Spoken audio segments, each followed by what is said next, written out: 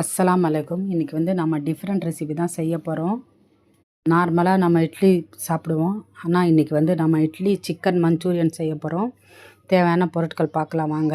வெங்காயம், தக்காளி, பச்சை மிளகா, இஞ்சி பூண்டு பேஸ்ட்டு, கொத்தமல்லி, புதினா, சிக்கன்,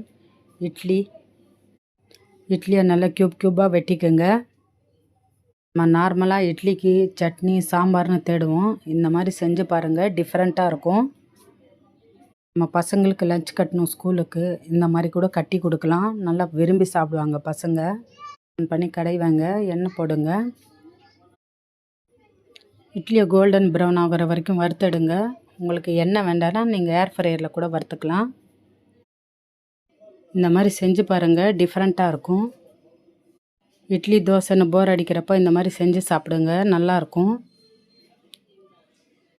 எல்லா இட்லியும் கோல்டன் ஃப்ரை பண்ணி எடுத்துக்கோங்க. கேஸ் ஆன் பண்ணி கடாய் வைங்க. கடாயில் 3 டேபிள் ஸ்பூன் எண்ணெய் விடுங்க. சாப் பண்ணியிருக்கிற வெங்காயம் போடுங்க. போட்டு வதக்குங்க. நான் சிக்கன் எலும்போடு தான் எடுத்திருக்கேன்.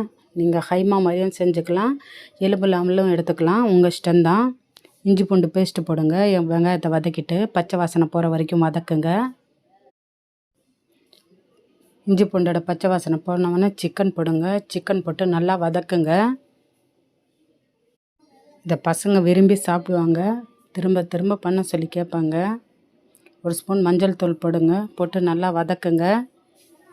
தக்காளி போடுங்க. தக்காளி, பச்சை மிளகா, உப்பு போட்டு வதக்குங்க. தக்காளியும் நல்லா மசியணும். 1 ஸ்பூன் மிளகாத்தூள் போடுங்க. உப்பு போடுங்க, உங்களுக்கு எவ்வளோ தேவையோ அவ்வளோ உப்பு போட்டுக்குங்க. மிளகாத்தூள் போட்டு நல்லா மிக்ஸ் பண்ணுங்கள். 1/4 ஸ்பூன் கரம் மசாலா, 1 ஸ்பூன் மிளகு பொடி போடுங்க. 1/2 கிளாஸ் தண்ணி போடுங்க. கொத்தமல்லி, புதினா போட்டு வதக்குங்க. ஏன்னா வேகணும் சிக்கன்னு. கறி தோசை மாதிரி இது கறி இட்லி. தண்ணி அதிகமாக போட்டுறாதீங்க, இட்லி குழஞ்சிரும். கறி வெந்தவொடனே நம்ம எடுத்து வச்சுக்கிற வறுத்து வச்சுருக்கிற இட்லியை போடுங்க. போட்டு நல்லா மிக்ஸ் பண்ணுங்கள். பசங்களுக்கு கொடுக்குறீங்கன்னா காரம் கம்மி பண்ணிக்கோங்க. இதில் கொஞ்சம் காரம் அதிகமாக இருந்தால் நல்லாவும் இருக்கும். நல்லா மிக்ஸ் பண்ணுங்கள். என்னோடய ரெசிபி பிடிச்சிருந்தா லைக் பண்ணுங்கள், ஷேர் பண்ணுங்கள். புதுசாக பார்க்குறவங்கன்னா சப்ஸ்கிரைப் பண்ணுங்கள். நம்ம தோசையில் தான் சிக்கன் போட்டு சாப்பிட்ருப்போம். இட்லியில் போட்டு சாப்பிட்டு பாருங்கள், எப்படி இருக்குன்னு டேஸ்ட்டு சொல்லுங்கள். செஞ்சு பார்த்துட்டு கமெண்ட் சொல்லுங்கள். இன்ஷா அல்லாஹ் நம்ம அடுத்த வீடியோவில் பார்க்கலாம்.